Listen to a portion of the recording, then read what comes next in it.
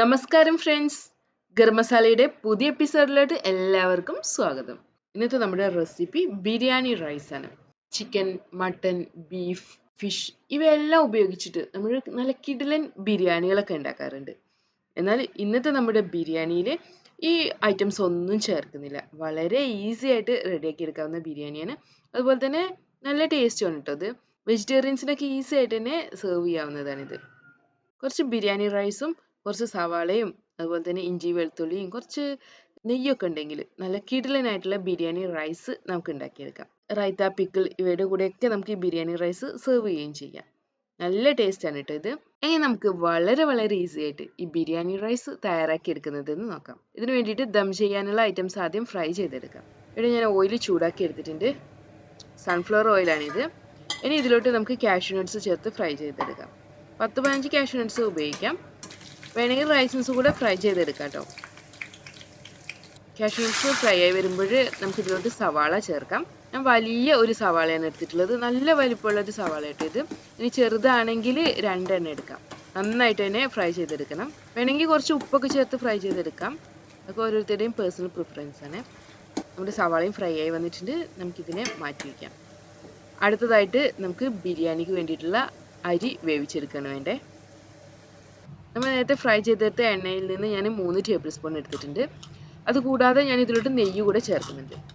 1-2 table spoon നെയ്യ് ചേർക്കാം. ഇനി ഇതിലോട്ട് നമുക്ക് ഏലക്ക, പട്ട, ഗ്രാമ്പു ഇവ എടുക്കാം. 4 മുതൽ 5 വരെ ഏലക്ക എടുക്കാം. 4-5 ഗ്രാമ്പു എടുക്കാം. 1 ഇഞ്ച് നീളമുള്ള പട്ടയുടെ പീസ് എടുക്കാം. അതുപോലെ തന്നെ 1/2 ടീസ്പൂൺ സഹജീരകം എടുക്കുന്നുണ്ട് ഞാനിവിടെ. ഈ സഹജീരകം ഇല്ലെങ്കിൽ നമുക്ക് നല്ല ജീരകം എടുക്കാം. നല്ല ജീരകം ഒരുപാട് എടുക്കരുത് കേട്ടോ. വളരെ കുറച്ച് എടുത്താൽ മതി. 1/4 ടീസ്പൂണോ അല്ലെങ്കിൽ അതിലും കുറവ് എടുത്താൽ മതി. ഇനി ഇത് വഴന്ന് വരുമ്പോൾ നമുക്ക് ഇതിലോട്ട് 2 ടേബിൾ സ്പൂൺ ഇഞ്ചി, അതുപോലെ തന്നെ 2 ടേബിൾ സ്പൂൺ വെളുത്തുള്ളി, ഇനി 3 മുതൽ 5 എണ്ണം വരെ പച്ചമുളക് ഇവ ചേർക്കാം. നന്നായിട്ട് തന്നെ നമുക്ക് വഴറ്റിയെടുക്കാം. ഇതിൻ്റെയൊക്കെ റോസ് മില്ലത് പോകട്ടെ. അടുത്തതായിട്ട് നമുക്ക് ഇതിലോട്ട് സവാള ചേർക്കാം. ഞാനൊരു ചെറിയ സവാളയായിട്ട് ചേർക്കുന്നത്. ഇനി വലുതാണെങ്കിൽ 1/2 പീസ് ചേർത്താൽ മതി. നന്നായിട്ട് തന്നെ വഴറ്റിയെടുക്കാം. ഒരുപാട് സവാളയുടെ ഒന്നും ആവശ്യമില്ല കേട്ടോ. കുറച്ച് ഉപ്പ് കൂടെ ചേർത്ത് വേണം വഴറ്റിയെടുക്കാൻ വേണ്ടിയിട്ട്. ഇനി വേണമെങ്കിൽ ഇതിലോട്ട് നമുക്ക് തക്കാളിയൊക്കെ ചേർക്കാം. ഞാനിവിടെ തക്കാളി ഒന്നും ചേർക്കുന്നില്ല. നമ്മുടെ മലബാർ ബിരിയാണിയൊക്കെ പോലെ കുറച്ച് ലൈറ്റ് ആയിട്ടുള്ള ഒരു ബിരിയാണി റൈസ് ഉണ്ടാക്കുന്നത്. അപ്പോൾ തക്കാളിയുടെ ഒന്നും ആവശ്യമില്ല. വേണ്ടവർക്ക് ചേർക്കും ചെയ്യാം. വളരെ ചെറിയൊരു തക്കാളി ചേർക്കാവുന്നതാണ്. അടുത്തതായിട്ട് നമുക്ക് അരി ചേർക്കാം. കൈമ റൈസോ അല്ലെങ്കിൽ ജീരകശാല റൈസാണ് ചേർക്കേണ്ടത്. 2 കപ്പ് ഞാനിവിടെ എടുത്തിട്ടുണ്ട്. ഈ 2 കപ്പ് റൈസിനെ ഞാൻ നന്നായി കഴുകിയിട്ട് അരമണിക്കൂർ സോക്ക് ചെയ്ത് വെച്ചിട്ടുണ്ട്. സോക്ക് ചെയ്ത് വെച്ചിട്ടുള്ള റൈസിനെ നമുക്ക് പാനിലോട്ട് ചേർക്കാം. നന്നായിട്ട് തന്നെ വഴറ്റിയെടുക്കണം. ഈ റൈസ് വിട്ട് നിൽക്കണം. അതുവരെ വഴറ്റിയെടുക്കാം. ഏകദേശം 4-5 മിനിറ്റ് തന്നെ വഴറ്റിയെടുക്കേണ്ടി വരും കേട്ടോ. ഇപ്പോൾ നമ്മുടെ റൈസ് വിട്ട് വന്നിട്ടുണ്ട്. ഇനി ഇതിലോട്ട് നമുക്ക് വെള്ളം ഒഴിക്കാൻ വേണ്ടത്.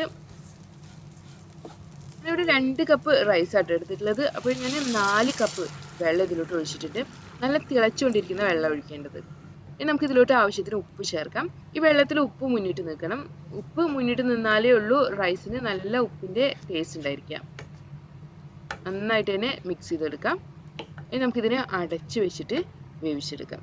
അടച്ച് വെച്ചിട്ട് മീഡിയം ഫ്ലെയിമിൽ വെച്ചിട്ട് വേവിച്ചെടുത്താൽ മതി.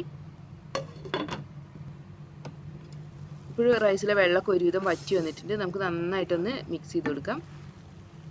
ഇനി ഒന്നുകൂടെ അടച്ചു വെച്ചിട്ട് 5 മിനിറ്റിന് ശേഷം നമുക്കിത് ദം ചെയ്തെടുക്കാം. ഞാൻ ദം ചെയ്യാൻ വേണ്ടിയിട്ട് വലിയൊരു വെസലിന് എടുത്തിട്ടുണ്ട്. ഇതിൻ്റെ അടിയിലായിട്ട് നമുക്ക് നെയ്യ് സ്പ്രെഡ് ചെയ്യാം. 1-2 ടേബിൾ സ്പൂൺ നെയ്യ് സ്പ്രെഡ് ചെയ്യാം. ഇനി നോൺ സ്റ്റിക്ക് ആയതുകൊണ്ട് 1 ടേബിൾ സ്പൂണേ ഒഴിക്കുന്നുള്ളൂ. ഇനി ഇതിൻ്റെ അടിയിലായിട്ട് നമുക്ക് റൈസ് മാറ്റാം. നമ്മുടെ റൈസിൻ്റെ 1/3 ഭാഗം കേട്ടോ ഞാനിവിടെ സ്പ്രെഡ് ചെയ്യുന്നത്. ഇനി നമ്മൾ സാധാരണ ബിരിയാണി ദം ചെയ്യുന്നത് പോലെ തന്നെയാണ് ഇത് ദം ചെയ്തെടുക്കേണ്ടത്. നമുക്ക് റൈസിൻ്റെ മുകളിലായിട്ട് മല്ലിയില, പുതിനയില ഇവ ചോപ്പ് ചെയ്തത് ചേർക്കാം. അടുത്തതായിട്ട് നമ്മൾ നേരത്തെ ഫ്രൈ ചെയ്ത് വെച്ചിട്ടുള്ള സവാള ചേർക്കാം. നമുക്ക് ഇതിലോട്ട് ഗരം മസാല പൗഡർ ചേർക്കണം. നമ്മൾ ഈ ബിരിയാണിയിൽ വേറെ മസാലകളൊന്നും ചേർത്തിട്ടില്ല കേട്ടോ. ഇവിടെ ഏകദേശം 1/4 ടീസ്പൂണോളം തന്നെ ഗരം മസാല പൗഡർ ചേർക്കാം. ഇനി നമുക്ക് നെയ്യാണ് ചേർക്കേണ്ടത്. 1-2 ടീസ്പൂൺ നെയ്യ് ചേർക്കാം. റൈസിൽ നമ്മൾ ഒരുപാട് നെയ്യൊന്നും ചേർത്തിട്ടില്ലല്ലോ. അത്യാവശ്യം നെയ്യൊക്കെ വേണം. ഇനി നമുക്ക് അടുത്ത ലെയർ റൈസ് സ്പ്രെഡ് ചെയ്യാം. ഇനി നമുക്ക് മല്ലിയില, പുതിനയില, അതുപോലെ തന്നെ നമ്മൾ നേരത്തെ ഫ്രൈ ചെയ്ത് വെച്ചിട്ടുള്ള സവാള, ഗരം മസാല പൗഡർ, നെയ്യ് ഇവയൊക്കെ സ്പ്രെഡ് ചെയ്യണം. ഇതിൻ്റെ മുകളിലായിട്ട് ഞാൻ സാഫ്രോൺ മിൽക്ക് കൂടെ സ്പ്രെഡ് ചെയ്യുന്നുണ്ട്. 2-3 പിഞ്ച് സാഫ്രോൺ 2 ടേബിൾ സ്പൂൺ നല്ല ചൂടുള്ള പാലിൽ സോക്ക് ചെയ്ത് വെച്ചതാണിത്. പിന്നെ നമുക്ക് നെയ്യ് സ്പ്രെഡ് ചെയ്യാം. ഇനി വീണ്ടും നമുക്ക് ബാക്കിയുള്ള റൈസ് കൂടി ഇതിൻ്റെ മുകളിലായിട്ട് സ്പ്രെഡ് ചെയ്യണം.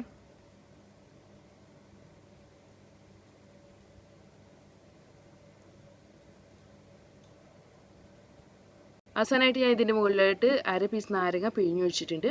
ഇനി ഞാൻ 1 ടീസ്പൂൺ റോസ് വാട്ടർ കൂടെ ചേർക്കുന്നുണ്ട്.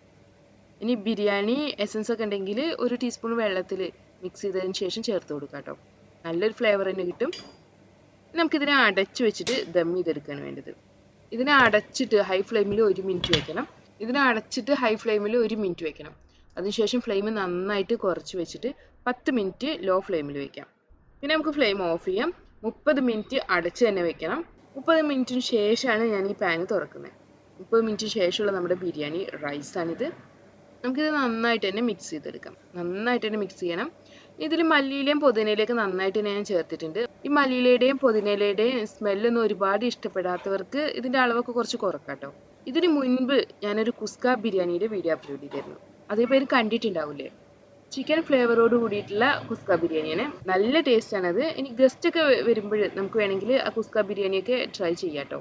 അതുപോലെ തന്നെ ഡിഫറെൻ്റ് ആയിട്ടുള്ളതാണ് ഈ ബിരിയാണി റൈസും. അതുപോലെ തന്നെ ഞങ്ങളുടെ നാട്ടിലൊക്കെ ഫംഗ്ഷനൊക്കെ ഉണ്ടാകുമ്പോൾ സെർവ് ചെയ്യുന്നതാണ് ദം റൈസ്. ഇത് ഏകദേശം ഒരു ദം റൈസിൻ്റെ പോലെ തന്നെയാണ്. പക്ഷെ ദം റൈസിൽ ചേർക്കുന്ന അത്ര ഐറ്റംസ് ഒന്നും ഞാൻ ഈ ബിരിയാണി റൈസിൽ ചേർത്തിട്ടില്ല. ദം റൈസും നല്ല ടേസ്റ്റാണ്. ദം റൈസിൻ്റെ വീഡിയോ ഞാൻ ഇതിന് മുൻപ് അപ്ലോഡ് ചെയ്തിട്ടുണ്ട് കേട്ടോ. നമ്മുടെ ബിരിയാണി റൈസ് നന്നായിട്ട് തന്നെ മിക്സ് ചെയ്തെടുത്തിട്ടുണ്ട്. നല്ല ഫ്ലേവർ വരുന്നുണ്ട്. നല്ല ചൂടോടുകൂടെ തന്നെ നമുക്കിതിനെ സെർവ് ചെയ്യണം. ഞാൻ ഇതിനെ സെർവിങ് പ്ലേറ്റിലോട്ട് മാറ്റിയാണ്. നമ്മൾ നേരത്തെ ഫ്രൈ ചെയ്ത് വെച്ചിട്ടുള്ള സവാളയും കാഷ്യൂ നട്ട്സും ഒക്കെ ഉപയോഗിച്ചിട്ട് നമുക്ക് ഈ റൈസ് ഗാർണിഷ് ചെയ്യാം. അങ്ങനെ നമ്മുടെ ഈസിയും ടേസ്റ്റി ആയിട്ടുള്ള ബിരിയാണി റൈസ് റെഡി ആയിട്ടുണ്ട്. വെജിറ്റേറിയൻസിനും നോൺ വെജിറ്റേറിയൻസിനും ഒരുപോലെ തന്നെ സെർവ് ചെയ്യാവുന്ന ബിരിയാണി റൈസാണിത്. റൈത്ത, പിക്കിൾ ഇവയുടെ കൂടെ എല്ലാം നമുക്ക് ഈ ബിരിയാണി റൈസ് സെർവ് ചെയ്യാം. എല്ലാവരും ഒന്ന് ട്രൈ ചെയ്ത് നോക്കണം. വീണ്ടും നല്ല അടിപൊളി റെസിപ്പികളുമായിട്ട് നമുക്ക് അടുത്ത ദിവസം കാണാം. Thanks for watching. Thank you.